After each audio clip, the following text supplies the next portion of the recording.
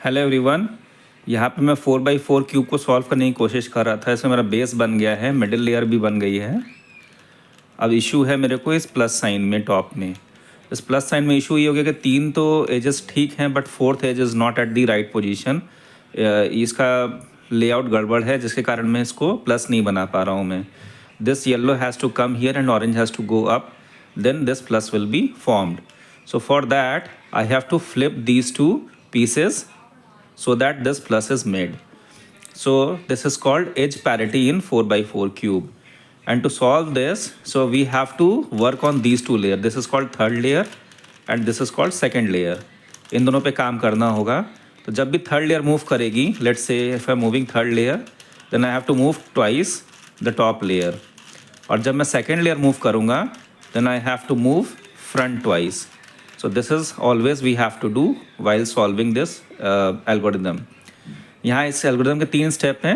पहले स्टेप में third layer goes down once, second layer goes down once, second layer comes up once. So let's do it together. Third layer down once, second layer down once, second layer up once. My first step is solved.